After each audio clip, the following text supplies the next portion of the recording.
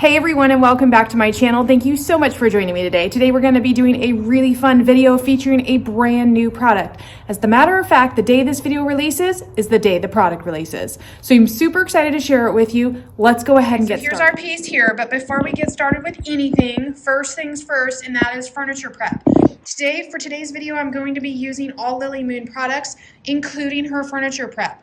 This stuff is great. Now, you know I use Cred Cutter most of the time, but back some time ago when I did my paint order, I ordered some of the furniture prep to check it out, and I really like it. It's odorless, it's residue-free, and it's concentrated. So check it out. That's all I've used. So the instructions are 6 ounces of the cleaner to a gallon of water. Obviously, my water bottle here is not a gallon, so I made adjustments, but yeah. You guys, this stuff works super, super great. So we're going to start with that by cleaning the piece, and then we'll move on to painting the piece.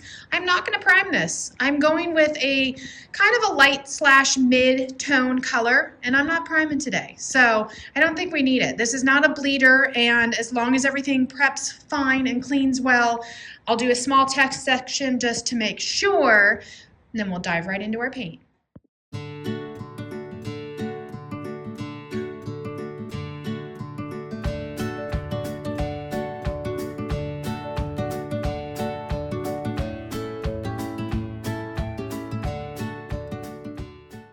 Okay, so that piece actually wasn't even that dirty as I showed you the rag, but nonetheless, it is still super important to clean your piece. I'm gonna go ahead and do inside the cabinet doors as well, and then I will take the drawers out and make sure every little nook and cranny of the piece is wiped down, because the last thing you want is to have a reaction. Plus, cleaning it and prepping it will also help with your adhesion, right? So if there's anything that you don't see to the naked eye, the minute you go put your paint on, it'll find it. So I'm gonna go ahead now and do the inside of the cabinets as well as around the drawers, just to make sure I get every last little bit of anything that's on that piece. Something fun about this piece has nothing to do with refinishing part of the process, but if you notice, there are no knobs or pulls on the doors. There is actually a key locking mechanism is the only way to open these doors. How cool is that? Today's piece, I'm going to be using Lilly Moon's Cozy Latte. It is one of my most popular sellers right now. It is a beautiful light grayy beige, and she just came out. Well, they haven't even been released yet. They probably will be by the time this video comes out, so you guys will be able to get them. They release on April 25th. Anyway, she has these beautiful gel stain colors. Don't know which one I'm going to use yet, but I am going to be using one of them. Just have to figure out which one is going to look best on the piece with Cozy Latte. So I can't wait to try them. They are a water gel base stain. They have a top coat built in. They're going to be amazing. So I cannot wait to get to that part of the video so that we can try this for the first time together.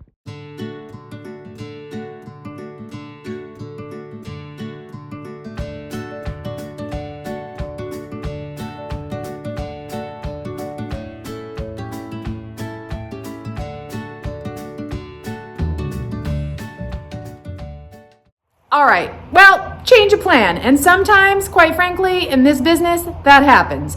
So I am going to actually prime this. I'm going to use a bonding primer. I'll show you which one I'm gonna use, because I started to spray the side of this and I could see where, even though my piece was super clean and I did it twice, it was having a reaction of some sort, which a lot of times it can be the silicones that were used in products that cleaned this piece. Therefore, when you go to put your paint on and you can instantly see that it's not adhering, stop what you're doing. I removed it, and I'm gonna go ahead and use a bonding primer so that I don't have any issues. All right, so this is the product I'm gonna use right here. This is a Rust-Oleum spray can bonding primer. It comes in white and gray. It's what I have right now on hand. I'm gonna use the gray because the color I'm actually using is a grayish beige, and so the gray undertone will be just fine. You could use white if that's all you have, but I'm gonna use this. I've used this many times. I use this on hardware as well, and it works really great. Okay, so don't laugh, but I have one of these in the shop for a reason. They work fantastic. Anyway, I was right. It was 30 minutes to 60 minutes, depending on your climate.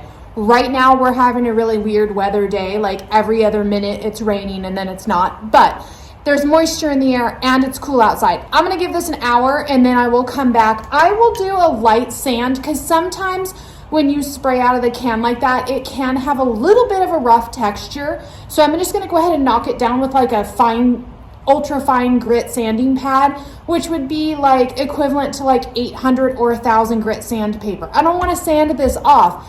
I just wanna ensure that it's nice and smooth for my paint.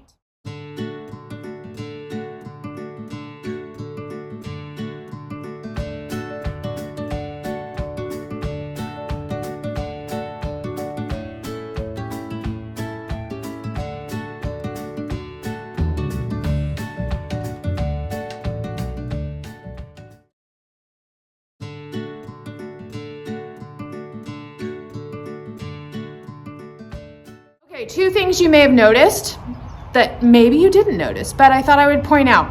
One thing is the paint sprayer I'm using today is my Erlix 5500. It is my retired paint sprayer. I upgraded a while back to a Fuji Q4. I'm waiting on a part and it hasn't arrived yet. So I'm super glad that I didn't get rid of my Erlix. I knew I wouldn't because when I ordered my upgrade, there was nothing wrong with the Erlix. I just figured I'm gonna keep it as a backup. And look, it came in handy. So we're using that one today, which is a perfectly good spray station. And I totally recommend that if you're just getting started as well. The other thing is, you may notice I'm not in overalls. Well, that's because I had no intention of painting something today or even starting a video. I was doing all different types of administrative work when my shipment of the Lilly Moon gel stains came in and I had to get started. So I had this piece almost ready to go and I thought, why not?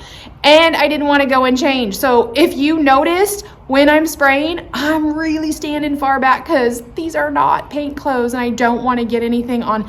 These are my fancy jeans. So anyway, that's just something you may have noticed. Like, why aren't you in your overalls? Now, when I come back tomorrow to continue the rest of this video, I, of course, will be in my overalls. I'm gonna go ahead and give that at least another hour to dry. The primer itself was plenty dry. I went ahead and knocked it down. It really actually didn't need it in too many spots, but I took my sanding sponge just in case. And now this is my first coat. I actually missed this. I have to go and do that right now. And then I will let this dry for at least an hour. Normally, her paint sets up fairly quick. But again, it depends on your climate, and today we're kind of in a cooler climate, so I'm gonna wait an hour. Show you something. When you're spraying mineral paints, and in particular when you're spraying Lilly Moon, don't be nervous that it looks like it's coming out kind of, for lack of a better way of describing it, speckled. I'm gonna zoom in here. You can see, right? It looks funky.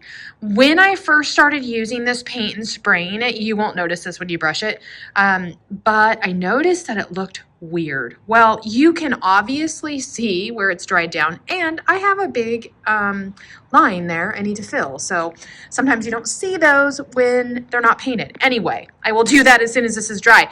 But I just wanted to show you, you can tell how super smooth this is dry right here to the right, and then you can see that is not dry. When you're watching it dry down, don't get nervous. Or when you're watching it spray out of your gun, don't get nervous. A lot of times this is just how they look, and then as soon as they start to dry down, they dry down super smooth. Just so you can see, this is now all dried down. Haven't done anything. The rest of it is still wet, as you can see.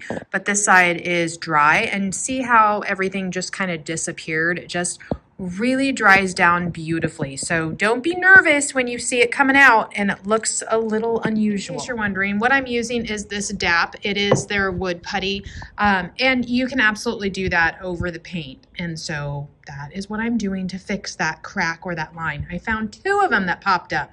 So as soon as those are dry, I will sand those. The lines will be filled and you'll never know that. So we're on coat 2, obviously drying. And I want to address something because I get asked often, and maybe you don't watch all my videos, so you may not have heard this before. But I often get asked about, wow, you spray your piece, you paint it all nice and pretty, and then you sand and stain the top? Yes, absolutely. So there's a few reasons why I do that. For one, yes, it's a hot mess on the top right now, and it does not matter because I'm going to sand that all off.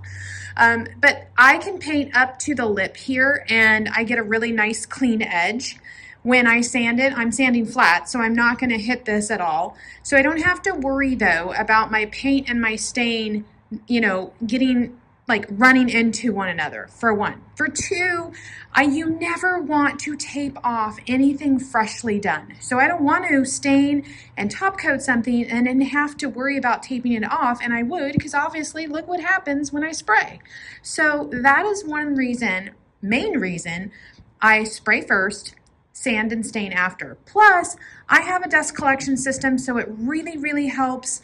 It doesn't make a mess all over my freshly painted surface at all. And honestly, if I was concerned, I could drape the bottom. Losing light here, so I just want to showcase second coat, and look, I'm gonna get in really close. How beautiful that dries down.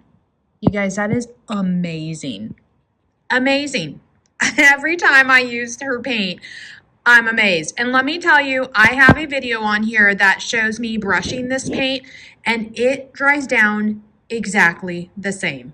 Brush or spray. And I gotta tell you, there is no sanding in between coats typically, and it dries down buttery. Let's talk about something else, the hinges. Often do I get asked about painting hinges, and is it a no-no? Should I not do it? Well, I do it all the time. And here's the thing I'm going to tell you. If you prep them right, just like everything else, they will last no problem.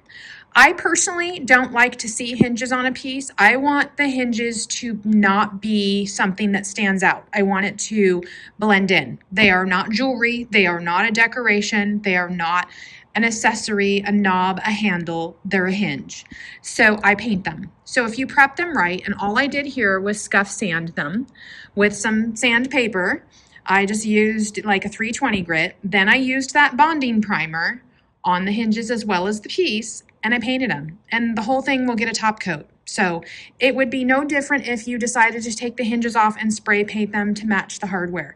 So prepping them is key. All right, well, it's dinner time. The sun is starting to go down, and the paint portion is finished. So I'm gonna go ahead tomorrow and start with the sanding and the staining. Now, the only problem is I don't know what stain color to pick.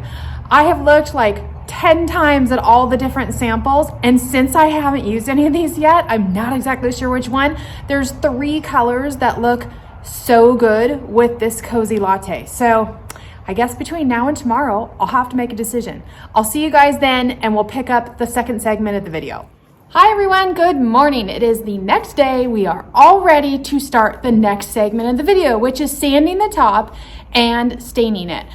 I still haven't figured out which color I'm gonna do yet. I think what I wanna do, and sometimes this is for me what dictates what color stain I'm gonna go with, and that is once I reveal what's underneath the original finish. So I don't know what kind of wood this is, and so I have to see. Sometimes if they're a real red tone wood, going with a real cool stain color doesn't really work. And so I need to figure out what's underneath, and that's what we're gonna do right now. So let's get started with our sanding. Okay, so we're ready to get started on sanding this, and I'm gonna be using my Mirka. This is a Mercoderos 5.0 orbital sander. Now this is quite an upgrade. I would like to recommend for you, if you're just getting started in this and you don't want to put out the money, this one costs about $600-700, a lot of money. And it wasn't what I used in the very beginning. I used a DeWalt. I've used actually a DeWalt, I've used a Bosch, I have a Surf Prep, and then I have my Mirka. But I would recommend a DeWalt 5-inch orbital sander and get the variable speed. It's a little bit more money, but it's still under $100. So it's a good price point for a great sander. The reason I suggest a 5-inch is because that's what most sandpaper discs, screens, come in, and so it's just the most common. So anyway, let's go ahead and get started. We're gonna start with 100 grit and then work up to 120, 150, and end at 180.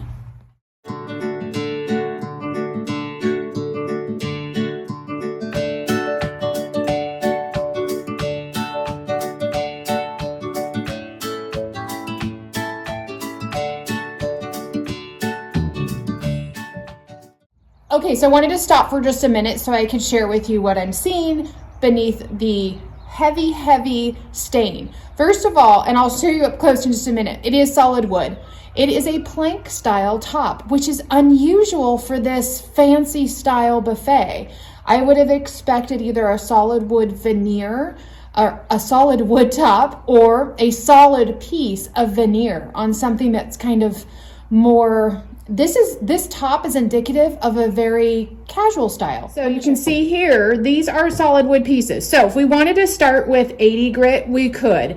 It's coming off fine with 100 grit, so I'm good with that. I'm not going to switch up at this moment. But when working with solid wood, you can start with a lower grit, something a little more aggressive. But you see how these are put together? This is a plank style top, which is just interesting to me because, like I said, it's more of a casual type wood top, and this is a really fancy buffet. But anyway, let's keep going. Finish is coming off pretty good. It's a very heavy, dark finish, so you couldn't even see this underneath. So it'll be interesting to see when it's all fresh, sanded, to see what's going to.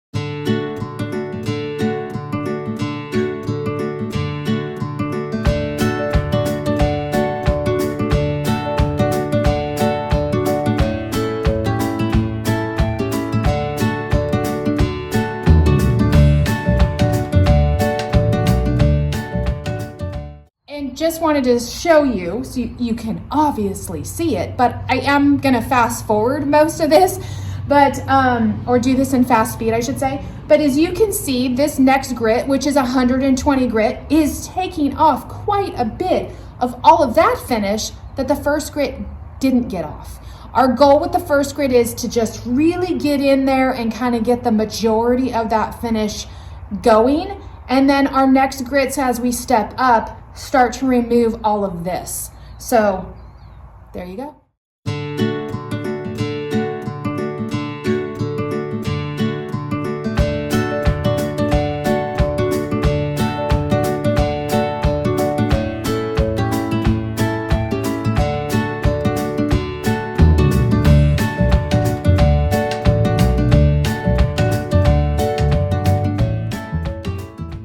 Okay, I get lots of questions, lots of emails, lots of DMs about why my stain doesn't look good. Why does it look splotchy? I sanded to bare wood. Let me tell you, I'm on my 150 grit. I am not sanded to bare wood. This that you're looking at right here is all finish that still has to come out. It's not part of the wood grain. It's not discoloration in the wood pieces. This is a plank top. However, if you see these first two planks, I have sanded out all of that. And as you can see, it looks great, right? And even like on these edges here. So just because you think you've gotten all the finish off, or it feels really, really smooth, what you're looking at here is not sanded to bare wood. I still have a lot of work to do. So sometimes certain types of wood and certain tops are going to take a lot longer.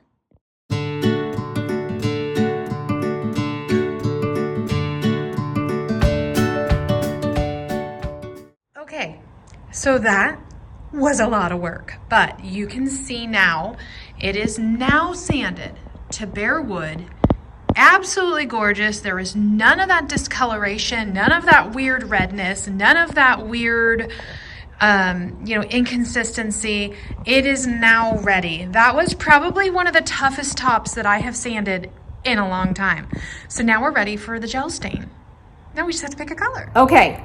So that took 100 years, not really, but it felt like it. It is all done now, and it's beautiful. I'll show you guys just a close-up in a moment, but what I had to do, I had started with 100, went to 120, 150, and you guys saw, and I'm gonna pop a picture up here so that you can see, I did like half of it, so you can see how there was inconsistency in the finish. The color variation was super weird, and I was concerned at first that that was actually the wood. It wasn't. It was still the finish deeply embedded in the wood grain and just needed more sanding. That's probably the number one thing that I get asked is, why didn't my stain finish come out as beautiful as yours? Why didn't my stain finish come out consistent? It looks splotchy. 9 times out of 10, it's because you've left part of that finish behind. This required a ton of sanding. So what I ended up doing was starting with 100, getting off the original finish. Then I went to 120, then I went to 150, and I was noticing all that variation and inconsistency and thinking, okay, maybe if I just go back to an aggressive grit. This is solid wood, so I wasn't concerned about burning through anything. I went back up to 80 grit sandpaper and was just concentrating on working the areas, and it all came out.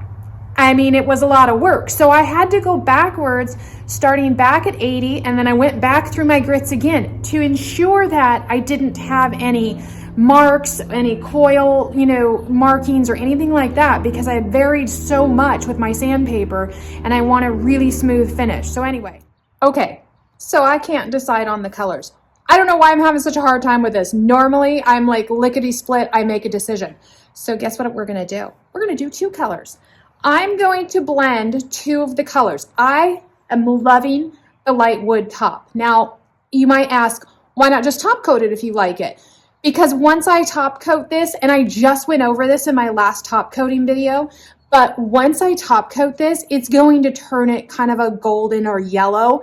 And the best way to figure that out, like what color is it gonna be before I put my top coat on, just get it wet. That gives you a really good indication of what it's gonna look like. Well, I don't want a gold or a yellow tone. I've done enough of these to know that's exactly what's gonna happen. So, and I wanna use the stain. So we're gonna use both of these and I'm not gonna mix them. I'm going to blend them. So this is gonna be trial and error and it's gonna be fun. So let's get started. One more note before we get started. This is an important one, so pay attention. When you're applying these water-based gel stains onto bare wood, it is recommended, and this comes straight from the owner of the paint company, to water down, mist down your piece. The reason why are these are really pigmented and concentrated. And so if I were just to put this on the bare wood dry, it's going to have a little bit more of a challenge moving around. And this is kind of a large surface, so I can't work super fast. If you've worked with water-based stains before, they penetrate very quickly, which makes it a little more challenging to work them for a long period of time. So by misting down your piece with water, it's going to give it that little barrier and it will allow you to work the stain a little bit longer and easier.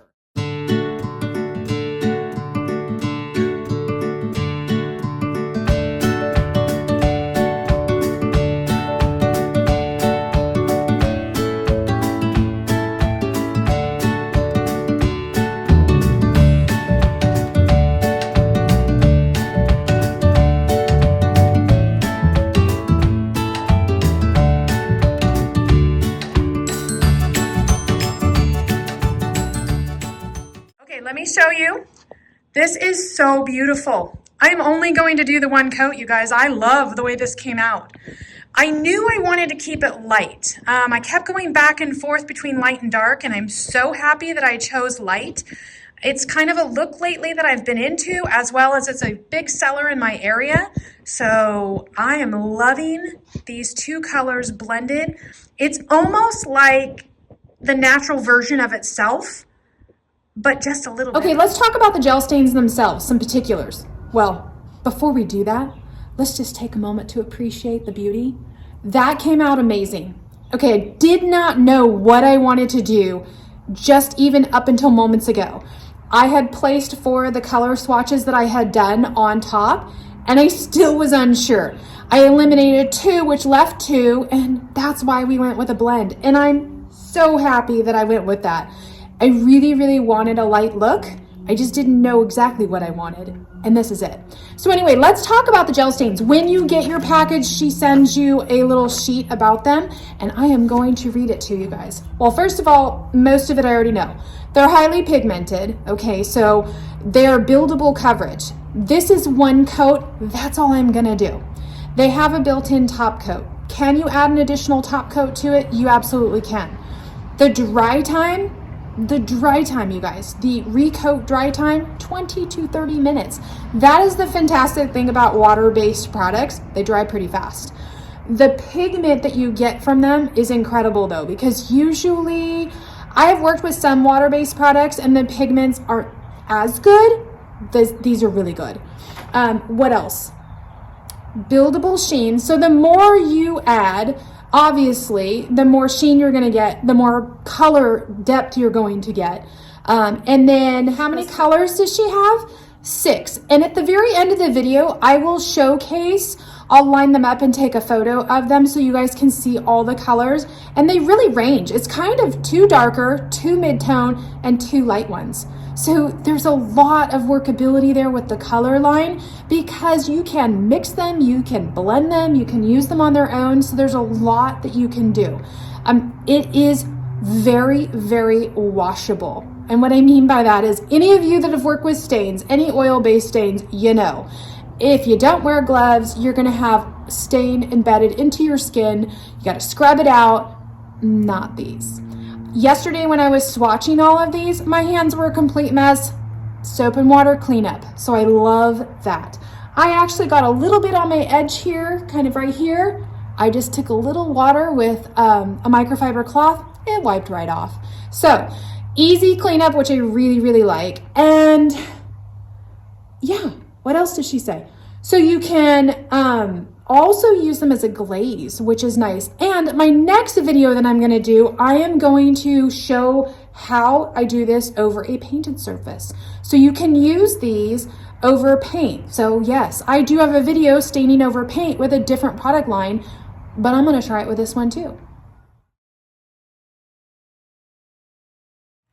All right, guys, that is it. We are at the end of the video. Thank you so much for watching today. Thank you for being subscribers. And if you aren't subscribed, make sure you go hit that subscription button as well as the post notification bell so you're notified when all of my latest videos release.